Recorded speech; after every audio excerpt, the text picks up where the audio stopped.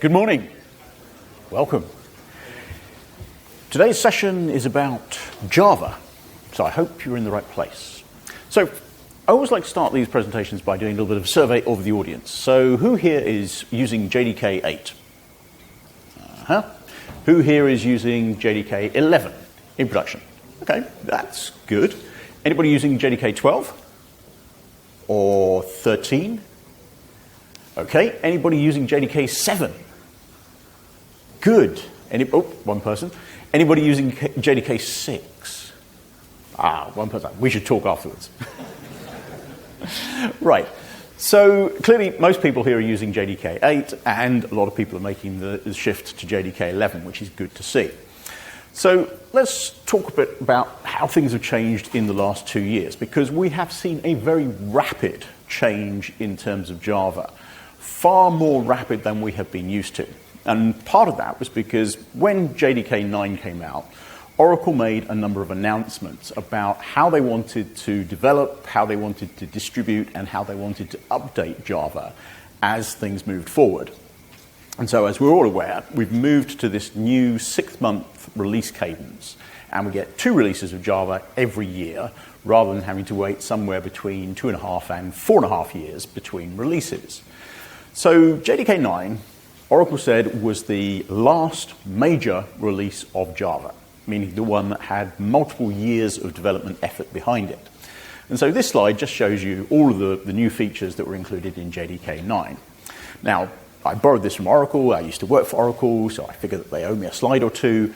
And there are obviously quite a lot of features there. Many of them are quite small, but one of them is significant, because when you migrate from JDK 8 to JDK 9 or later, you need to be aware of this, and it does have some implications in terms of moving applications. And what that is the module system.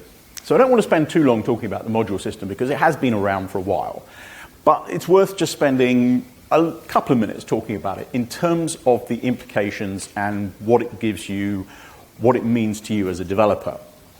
Now, you can look at modularity as being 2 big things. The first is a very sensible, very logical thing that Oracle did. And they said, if you go all the way back to JDK 1.0, again, anybody here use JDK 1.0? Good, a few people of my age group here. Yes, so JDK 1.0 had 211 public classes that you could use to develop an application. Now, if you wind all the way forward to JDK 8, there's about 4,500 public classes in rt.jar. Now, that doesn't make any sense to have them all in one big file, because nobody is going to use all 4,500 of those classes to write an application. I certainly see this as a challenge. Somebody should try and write an application that uses every single public class there is. But, realistically, you don't want all of those. And having them in one file just makes life more difficult. So modularity was about saying, okay, let's take all those classes and break them up into more manageable chunks. And we've already done that in Java because we have the idea of packages, grouping together logically related classes into a package. Modules simply takes that to the next level, where we group together logically related packages into a module. And the nice thing about that is that you can also then build a runtime for your application that only includes the modules you need. It reduces the size of the application runtime, reduces the attack surface in terms of security, reduces various other things as well. So what Oracle did was they ended up creating 75 modules in the OpenJDK. 24 of those are there for Java.se, which is what you need in order to call something Java. Then there are 2 aggregator modules, which are modules that don't include any packages, but just include references to other modules. And that's quite significant, as we'll see in a little bit. Smart card, bizarrely, kind of ended up in those modules. It was just one of those sort of historical things that got left over, where it got added to Java.se, and there it is. And then there are 48 JDK-specific ones that are things like the Nashorn scripting engine and a lot of the tools and things like that. The Oracle JDK, certainly as of JDK 9, because things changed in JDK 11, has some additional modules like JavaFX and some Oracle-specific ones. So that's kind of like the easy side of modularity. Great, we now have modules that we can use individually. The second part, which is the more contentious one and the one that causes more problems for migration of applications, is that inside rt.jar, in addition to 4,500 public classes, there's also quite a range of internal, private classes. And the most famous of those is sunmisc unsafe. So who here has used sunmisc unsafe in their code? One, two, a few people, okay. Who here has used a third-party library or framework like Spring or Hibernate or Log4j? Yes, so you have used sunmisc unsafe, you just don't know about it directly. And so what Oracle wanted to do was to encapsulate those APIs, turn off access to them, because right from the very beginning, Sun and then Oracle had been very explicit about this, which is you're not supposed to use them. And in fact, I like sunmisc unsafe. The clue is in the name. You're not supposed to use it. But clearly people have, because it gives them better capabilities in terms of performance. You can do some things that you can't do in normal Java code.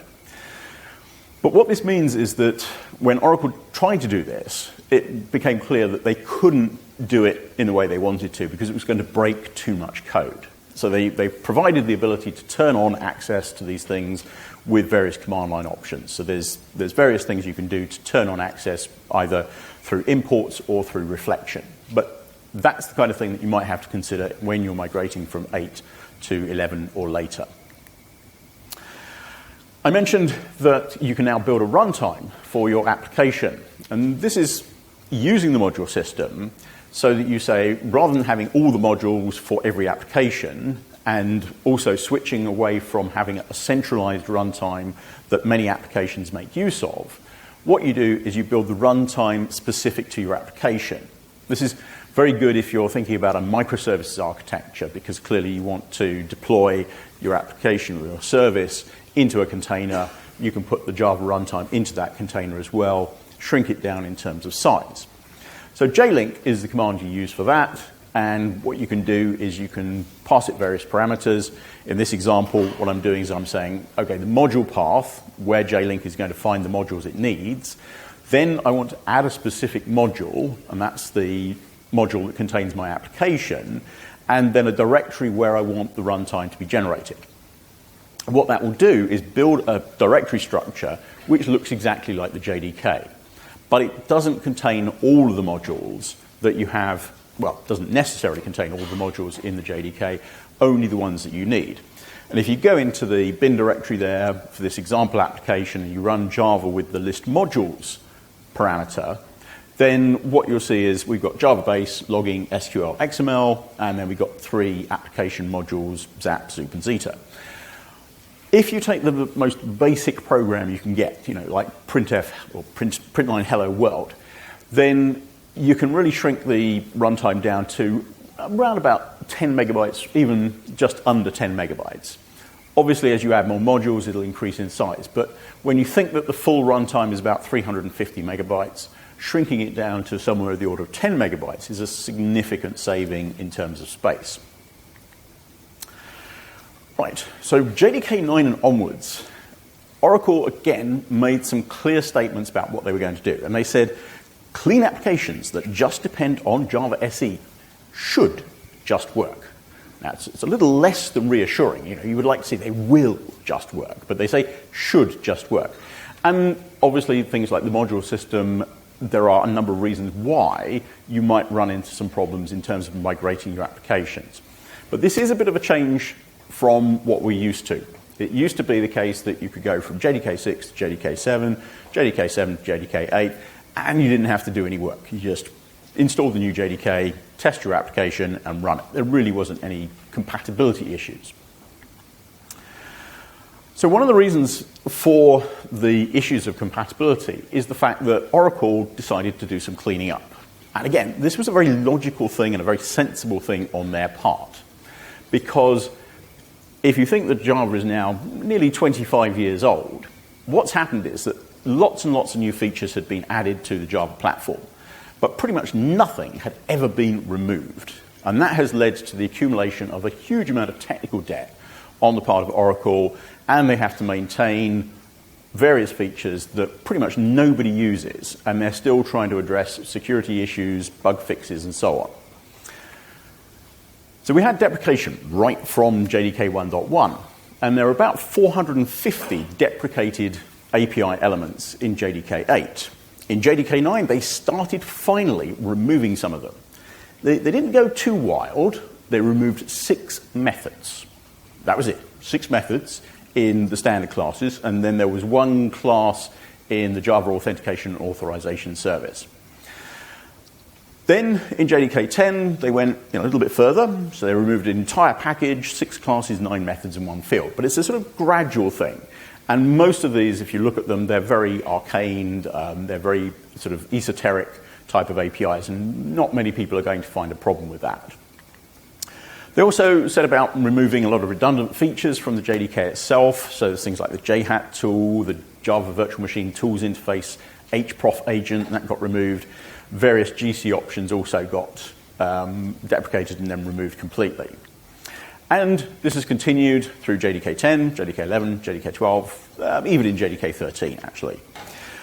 Most importantly is this will continue in the future. So you need to be aware that things are going to start disappearing more from Java. And if you look at the list of features that have already been deprecated, things like the CMS garbage collector, there is a strong kind of hint at the moment that will be gone in JDK 14. Not certain yet, but that's looking quite likely that it's going to go in JDK 14. And some people complain about that. They say, well, hang on, CMS, it works differently to G1, and, we really like it. It works great for our particular application. And what was interesting was that there was a discussion about this at the JVM Language Summit a few months back. And the people from Oracle said, well, okay, we understand that there are people who like CMS and would like to continue using it. So hands up, anybody who wants to continue to maintain CMS. And nobody put their hand up. And they just went, okay, well, if nobody else wants to maintain it, why should we? But that's the point. So CMS is likely to go away. Nashorn scripting engine, PAC 200 compression algorithm, that's all been deprecated as well. I would expect to see other things in the future at least be marked for deprecation and then a gradual removal. So the important thing is that compatibility is not guaranteed in the same way that we used to. Again, statement from Oracle is that new versions of Java may include breaking changes. And so when you're migrating to newer versions of the Java platform, you need to be thinking about this in terms of your testing and making sure that you keep up to date with what is happening in terms of the changes. Oracle have been very generous, and they have said that anything that they intend to remove, they will deprecate first, and they will give us a minimum of 1 release warning of that item being removed, which is very generous of them because anything less than 1 release warning would be no warning at all. So the important thing is that it could be only 6 months between a particular feature being deprecated and then it disappearing. So it could be deprecated in 14, gone in 15. Okay, so let's look at what's happened in the last sort of 18 months to 2 years in terms of features. JDK 10. So what did JDK 10 have? Well, JDK 10 had a local variable type inference. And I'm going to do a talk about this afternoon in a lot more detail. But if you look at what we do in Java in terms of our code, a lot of the kind of things that we want to do is assigning variables to instances of classes and so on. And now we can use var in Java. So JavaScript had it, so it must be good, so we're going to add it to Java. Okay, maybe that's not a good enough reason. But it is quite a useful feature because you don't have to duplicate a lot of information that you have. So, typically you would say it's something like array list of type string, user list equals new array list of type string, and then you're duplicating the information. Now you can use var, and the compiler will infer, very obviously, that user list, because you're assigning a new instance of an array list of type string, then the type is an array list of type string. Similarly, if we call the stream method on that list and we retrieve a stream, the compiler will infer that because the list has strings in it, then the stream will be a stream of strings. We can also use it in other situations, so we can use it in the for each style loop. We can say for var name over user list, and that will work quite happily. And we can even use it in the more traditional style of for loop, where we can say for var I equals 0, I less than 10, I++. Do not use it in that situation. It makes no sense because int has 3 letters, var has 3 letters. You are gaining nothing by using var in that instance, except to hide the information about the variable that you're using. There are other places where this becomes very useful, and so I've deliberately made this example quite sort of convoluted, but it is quite realistic. So here I've got a try with resources block, and I'm setting up a buffered reader, which I create from an input stream reader, which I create from an input stream. All of those things I want to have guaranteed closed at the end of that block. And because I use meaningful variable names, I end up with input stream equals socket, get input stream reader equals new input stream reader, input stream. And you can see that it gets very sort of verbose and quite difficult to see what's going on. If we use var in that situation, we can tidy the code up and simplify things, and it becomes a little easier to see what's actually going on in the code. So this is a good use of a small change to the Java language. Doesn't require any significant changes in terms of what's going on underneath. It's just getting the compiler to do more inference for us. Interestingly, var is a reserved type, not a reserved keyword. What does that mean? Well, it means that you can still use var as a variable name. So you can do var equals new value added reseller. That will work. But what you cannot do in JDK 10 that you could have done in JDK 9 but never would have done is to create a class with the name lowercase v var. So you could have done that in JDK 9, but now you can't do it in JDK 10 or later because it is a reserved type. You can, of course, still create a class called var with an uppercase V, and that will work. JDK 10, because this was the first release that only had 6 months of development behind it, there were not as many features as we're used to, certainly not as many as we saw in JDK 9.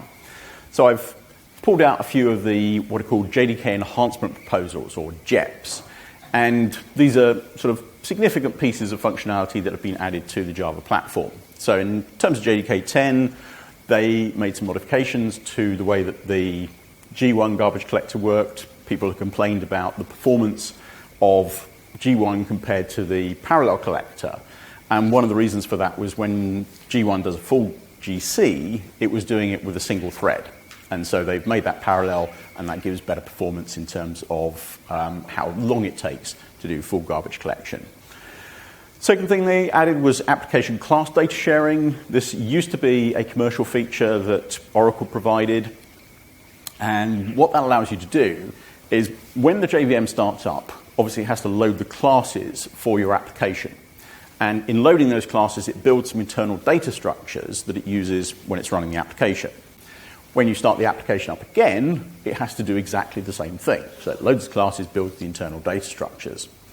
Application class data sharing says start the application, but then write those internal data structures out to a file. The next time the application starts up, rather than having to read the class files, the JVM knows that it can simply map that file into memory and simply point the data structures at that file in memory, and it's got all the information available ready to go.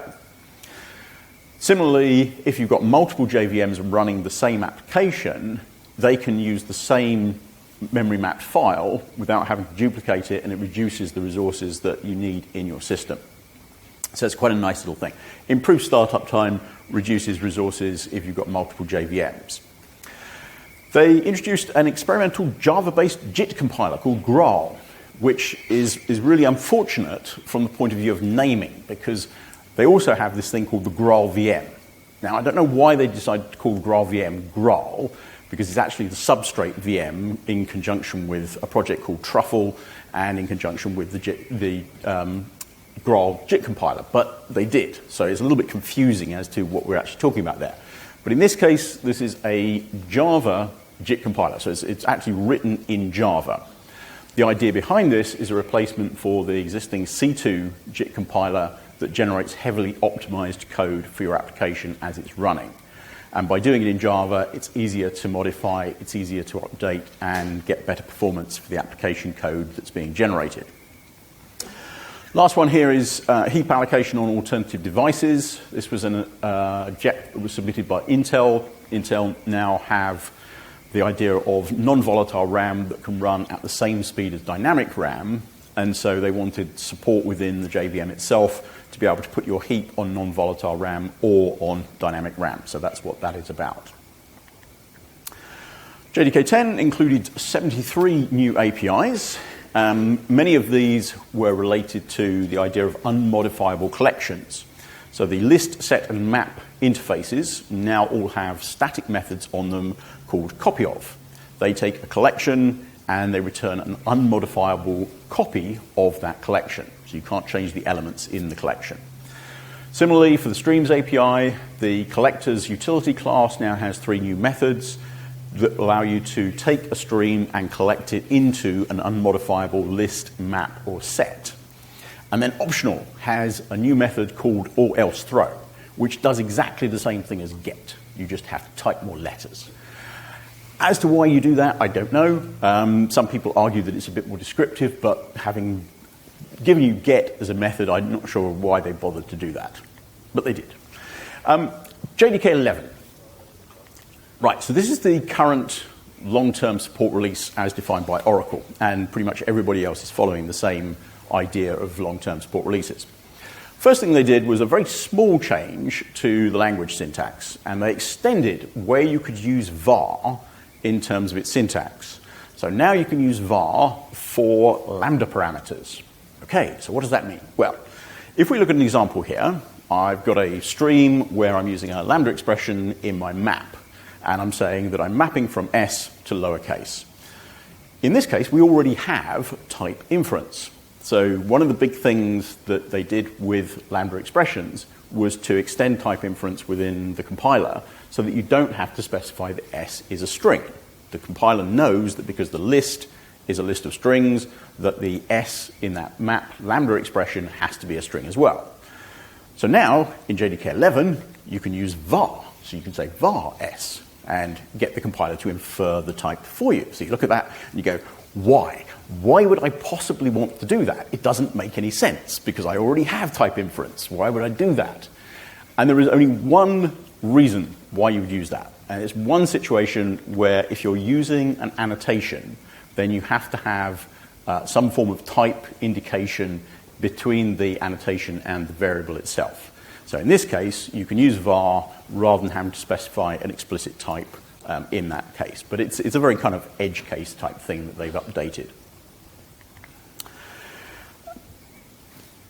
Launch single file source code. This was the idea of trying to make Java more approachable as a programming language. And the reason for this is that when you want to start programming in Java, you want to sit down and you want to write the simplest possible program, which is, hello world. But in order to do that, you have to edit a file, then you have to do public static void main, you have to create a class, you have to do system.out.println, then you've got to save it, then you've got to compile it, then you run it with the class on the class path. So it's all rather kind of complicated. And they thought, okay, let's make it a little bit more approachable. So if you look at JDK 10, there are 3 ways of launching a Java application. You can do it from a class file on the class path, very simple. You can use a jar file that's been configured, so you can do java -jar, myjar, and you can use the module system, so you can do java -m and a module. In JDK 11, there is a 4th one. So now what you can do is you can say Java and pass the name of a single Java source file. At that point, the Java virtual machine will look at it and say, that is not a Java class file, it is Java source. So it will run the compiler for you, hopefully generate a class file without error, and then it will run that class file, passing the parameters to the actual application. So it simplifies things and takes away that step of having to compile the single file. It's not a huge thing, but it is quite a nice little feature in certain cases. And you can take that one step further because you can use Shebang support. So if you create a file with your source code in it, and let's say you're running on Linux, you can put hashbang java home bin java, tell it what source level you're interested in, have the source code to your application, make that file executable, and then all you have to do is /factorial 4, and it will run that. So it kind of makes it look a little bit more like a scripting language rather than, you know, a full compiled language and everything. Some selected JEPS from JDK 11, more JDK enhancement proposals. First of these is what's called nest-based access control.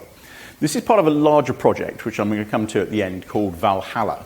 And this is around value types. But one of the things they have to do in terms of the sort of building blocks of that is changing how the JVM itself deals with inner classes, and specifically how an inner class gains access to a private variable in the outer class. And there's a way of doing it in the JVM and prior to JDK 11, but they've changed that through what's called nest-based access control. So it's a fairly low-level feature, doesn't really affect developers directly, not yet anyway. Next one, dynamic class file constants. I really like this because it's either dynamic or it's constant, surely. You can't have a dynamic constant. It can't be both at the same time. But actually it does make sense. And what this is about is simplifying the life for people who write languages and compilers for languages other than Java to run on top of the JVM. And one of the problems that some language designers and compiler writers face is that the class file constants need to be changeable when you start the application. So you can think of it like a final variable in Java. So they want the class file constant to be set once and then not changed. So the dynamic nature is the fact that you can change it as the application starts, and the constant nature is the fact that once you've set it, it doesn't change after that. Epsilon garbage collector, a new garbage collector for Java which doesn't collect garbage. So you kind of think, okay, what's the point of a garbage collector that doesn't collect any garbage? And the answer is that this was contributed by Alexei Shipalev, who works for Red Hat and is working on the Shenandoah project.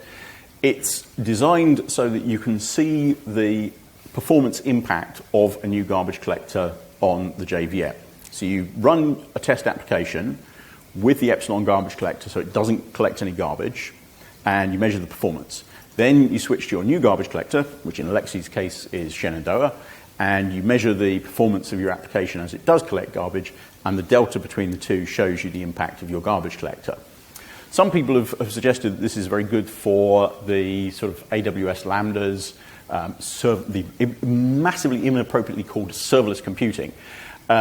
So if you've got very short-lived tasks that aren't going to need to do garbage collection, then it could be useful to use it in that case. So it's, again, a little bit of an interesting thing there. HTTP client is simply making what was contributed as a module back in JDK 9 for HTTP2 support is now part of the standard. In JDK 9, it was added as a sort of preview feature so people could provide feedback and maybe make some changes. Now it is actually part of the standard. TLS 1.3 was introduced in JDK 11. That's updating, obviously, the transport layer security to the latest format. And then another new garbage collector, ZGC, or as the Americans like to call it, ZGC. And this is the idea of an experimental low-latency garbage collector. So it actually does concurrent garbage collection. It is not truly pauseless. There are still a few pauses in there.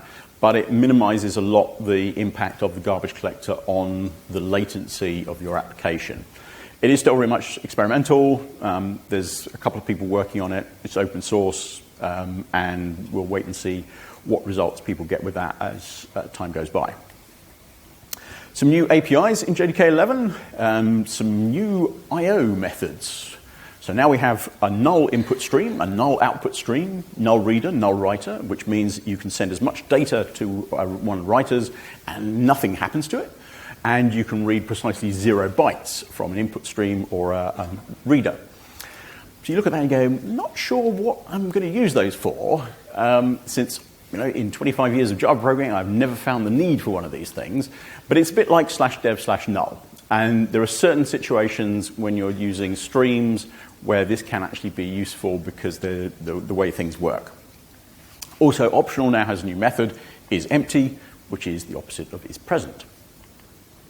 String has come in for some updates. And so there are a number of new methods on the string class. IsBlank does exactly what it says on the tin. Is it a blank string? Lines will return a stream of lines if your string has line breaks in it. So if you've got multiple lines in a single string, then you can get them as a stream through that method. Repeat will again do what it says on the tin. It will repeat a string a number of times. And then you've got strip, strip leading, and strip trailing, which remove white space either from both ends of the string, the beginning of the string, or the end of the string. And the observant amongst you will say, hang on, what's the difference between strip and trim? Because we already have the trim method, which removes white space from both ends. And the answer is how it classifies white space. Trim uses a very simple definition. It's basically space tab, new line. And in the case of strip, strip leading, and strip trailing, they all use the Unicode definition of white space, which covers a much wider number of characters. Because apparently you can have vertical white space as well as horizontal white space. My favorite feature in JDK 11 is a new method on the predicate interface. And so now we have the not method that takes a predicate. If I use a little bit of code like this, I can do filter, and I can say, okay, I want to filter strings from my stream and filter out the ones that are blank. What I can then do is I can say, okay, let's use the not method of predicate, and I can say filter predicate.not, and then I'll use the method reference, and I'll say string is blank. And if I do a static import on the predicate not, I end up with filter not string is blank. And so it's a little bit more readable, a little more easier to understand. So I like that. JDK 11, big thing with JDK 11 was the removal of a number of modules. So this comes back to the cleanup that I mentioned earlier on. In JDK 9, there is this aggregator module, which I mentioned, called Java.se.ee. And that contains 6 modules, references to 6 modules. And all of those in JDK 9 and later were turned off by default. So if you compiled code against them or if you ran code against them, they wouldn't be visible. In JDK 11, they were removed completely. So Corba has finally gone away. It is no longer part of Java. Anybody using Corba? Oh, okay, one person. You're out of luck. Activation is the Beans activation framework, and then Java.se.ee, which is Java API for XML binding. That catches out a couple of people. And then the one that does tend to catch out a few people is JAX.ws, Java API for XML web services. So this is the older style of SOAP, WSDL-based web services rather than the more conventional way of doing things. So anybody here use JAX.ws and SOAP-based web services? Oh, yeah, you see that. No. Now, what they've done is they've taken the modules away, but you can then you can get the modules from other places. There's a reference implementation. It's fairly easy if you're using Maven. There are copies in Maven Central, so you just add some lines to your POM script, and then everything will just work. JDK 12. What do we get in JDK 12? Well, this is kind of interesting because we've got the first preview language feature in JDK. The idea behind this is to add a feature to the language, but without making it part of the standard. And the idea of that is so that people can try it out, test it, and provide feedback as to whether they like it, whether they think it needs some slight changes, and then that feedback can be used before you get to making it part of the standard where it's kind of fixed. Now, the reason they can do this is because of the much faster release cadence. If we're having a release every 6 months, it's easy to do this. If we have a release every 3 years, this doesn't really make a lot of sense. So the first thing that they did was to include switch expressions. Now, up until now, switch has only been a statement, which means that it executes code, does something, but it doesn't return a value that can be assigned to something else. In JDK 12, we get switch expressions, which means that we can return a value from our switch and assign it to a value. Switch has always been a bit clunky in terms of its syntax because we have to have separate case for each value, and we have to remember to put a break in each switch block in order to avoid falling through into the one below. And I know I've certainly forgotten in certain circumstances to put a break in, and you end up with very hard to find bugs because you think, I'm sure it shouldn't be doing that bit of code. It really shouldn't be doing that bit of code, but there you go. So the idea of switch expressions is to tidy all of this up. If we look at this as an example, this is a classic way of using a switch statement. What we want to do is we want to switch on something, so it's kind of like an if-then-else repeatedly, and we want to then use that decision to assign a value to another variable. So I've got this variable called numLetters, and I want to switch on the day of the week. And then for Monday, Friday, Sunday, I'm going to assign the number of letters to be 6, because that's how many letters they have, at Tuesday is 7, and so on. But obviously this is very kind of verbose in terms of the code. We've got lots of lines of code, and it's not too easy to see what's going on. It's also quite easy to make mistakes in terms of forgetting to put a break in. We might forget to assign the value in the case statement, and so on. In JDK 12, that simplifies a lot. So now we can assign the value of our switch statement to number of letters and do that once. So we don't have to remember to do it in each case block. The designers of this particular feature in terms of the syntax have discovered that there is this incredible piece of technology. It's called a comma-separated list, which means that we now don't have to have a separate case statement for each one. We can do case Monday, comma, Friday, comma, Sunday. They've then borrowed some of the syntax from the Lambda expression and said, okay, well, the right-hand side of the arrow is going to be the value that gets returned from the switch statement. Switch expression, sorry. And then obviously you can see that we've got the rest of it, and we can also throw an exception if we need to. You can mix and match. So you can still use the old style of case statement, but you can then also have a switch expression. In this case, what we do is we say case Monday, Friday, Sunday, break 6. So that will be the value that's returned is 6, break 7, and so on. And you can go a bit further with that if you want, but yes. So you can go a bit further where you can say, okay, let's have blocks of code and say case 1, we want to execute a whole block of code, we want to return a value X. But the interesting thing here is that it also tidies up the problem of having the same variable name within 2 case statements. So you can reuse X in both 1 and 2 in that case. I wouldn't advise using this format of the syntax expression. It's kind of going a little bit too far and does make code harder to read. Few selected JEPs from JDK 12. Shenandoah garbage collector. This is the one that Alexei Shiplev has been working on at Red Hat. And again, it's still experimental. Getting some interesting results from that. This is interesting in terms of a garbage collector because it uses a single generation heap. It doesn't divide it into young and old. It uses only one generation for the whole heap. And so I think they're actually looking at moving to a generational heap rather than a single one.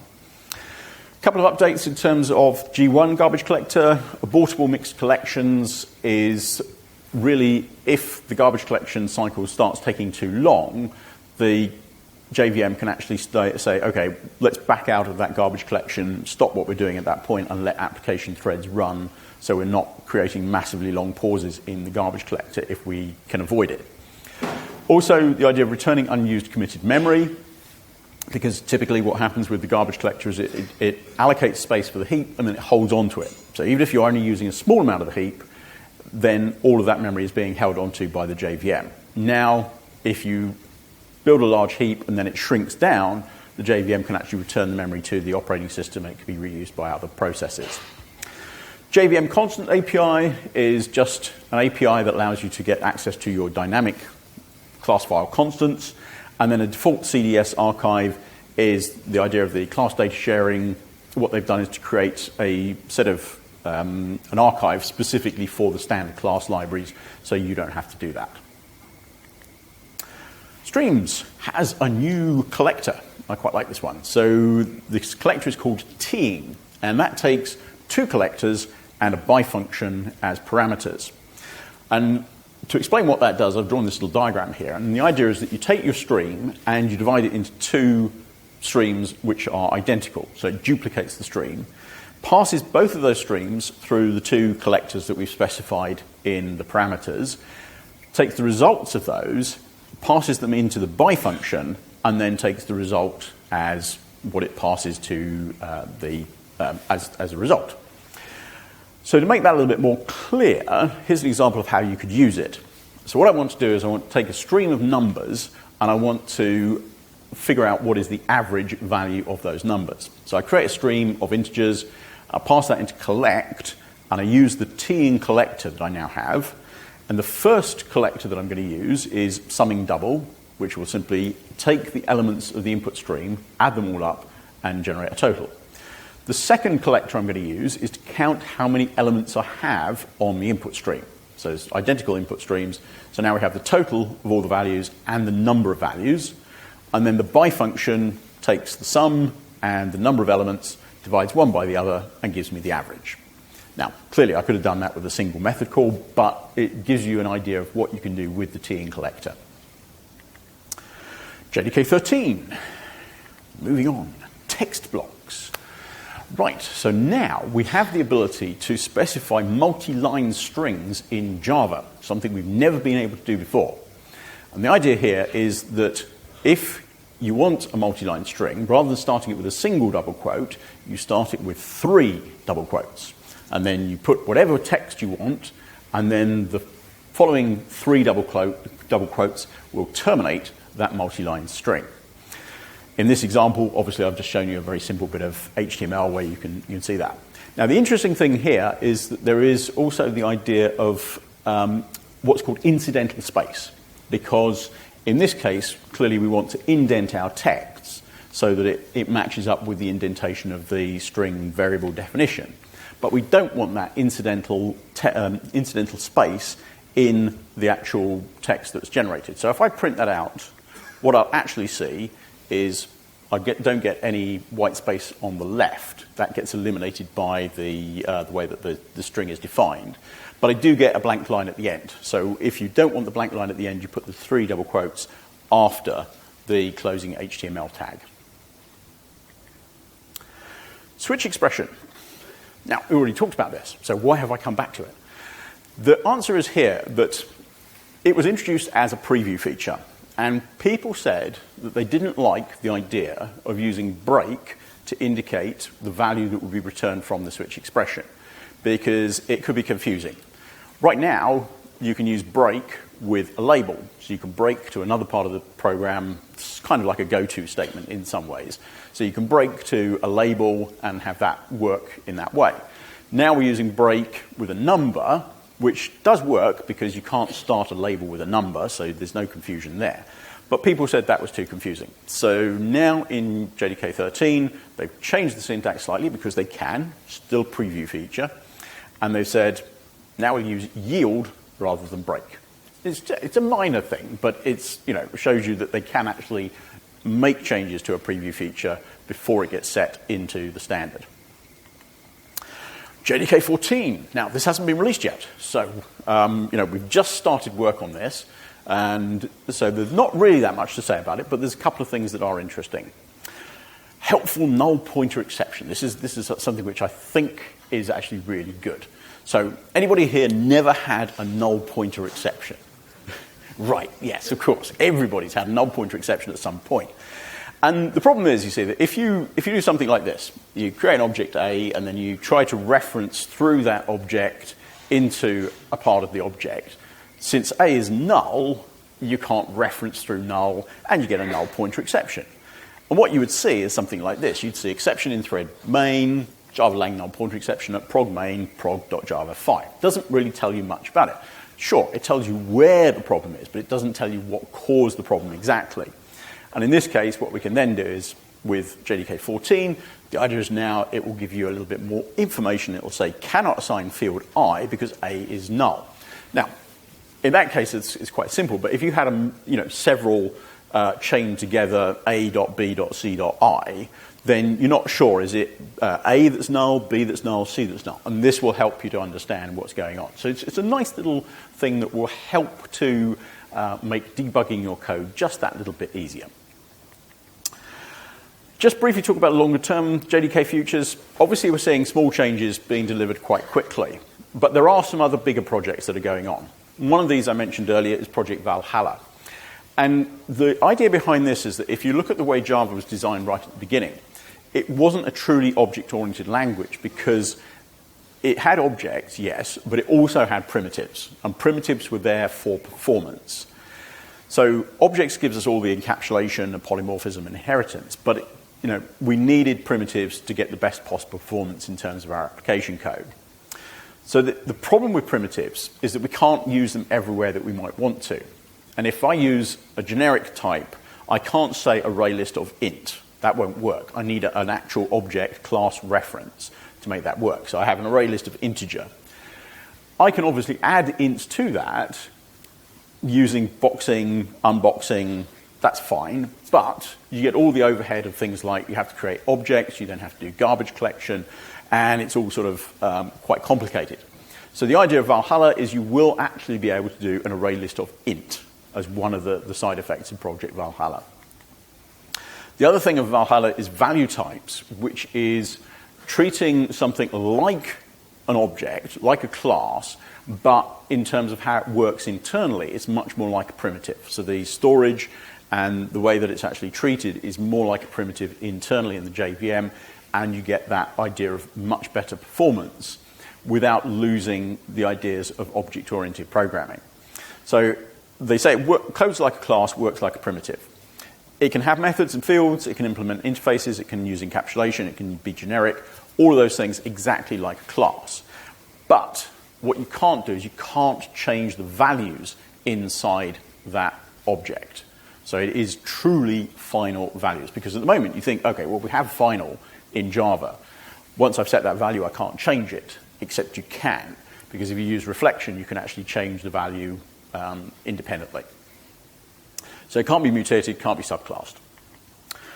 The other big project that's ongoing at the moment is Project Loom. And this is the idea of massively multi-threaded applications where you literally need tens of thousands, hundreds of thousands, maybe even millions of threads. Coming back to sort of concurrency again, looking at how to make this work better. The problem is if you try to map each thread at the JVM level to a thread in the operating system, it doesn't scale to that level. What Project Loom is going to do is introduce the concept of fibers. And a fiber will look very much like a thread in terms of it is a thread of execution.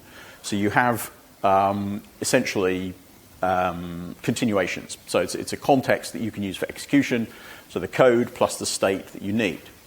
But you can have multiple fibers that map to a single operating system thread. In the same way you have multiple threads that map to a single process address space, you can now have multiple fibers that map to a single thread. And it will be down to the JVM to handle the context switching between those fibers on that thread. They're already using the fork join pool scheduler, so that's working quite well. They have added the idea of continuations to the JVM, and they figure that by doing this, you can actually get close to zero in terms of the overhead for task switching, so it will allow you to scale up to many, many more threads if you want to. Just briefly talk about what we do at Zulu, since I'm here. Zulu Community is an alternative to other OpenJDK builds. So obviously you've got Oracle, you've got other people who provide them. Zulu Community is Zulu's free binary distribution of OpenJDK. It passes all the TCK tests, so it is verified as being a Java implementation. We have support for 7, 8, 9, 10, 11, 12, and 13, actually. I should have put that on there. Wide platform support, so you can get 64-bit versions of Windows, Mac, and Linux. If you want 32-bit versions for running on something like Windows XP, we have 32-bit versions for Windows and Linux, and we have ARM32 and 64-bit versions. You can get it from Zulu.com, download Zulu. Did I mention it was free? Of course, if you want to pay us, we'll quite happily take your money. So we then have commercial offering, which is where we will provide commercial support for Zulu. You can use it in your enterprise. We will provide all the updates. We will do the backporting of the bug fixes and security patches. We will support it for a long time. And yes, we will just make it very good for you. So I won't say any more than that. Just to summarize then, Java continues to evolve. We're seeing a much faster pace of release. Each individual release has less in it, but the overall rate of change is actually faster than we've seen before. So it's good from the point of view of getting new features into Java. There are some big features that are being worked on, so Valhalla, Loom, and so on. And I think what we'll see is that Java will continue to address some of the things that people don't like, the sort of pain points and so on. And as I said, Zulu as a platform alternative to the OpenJDK is a good example there. So with that, thank you very much.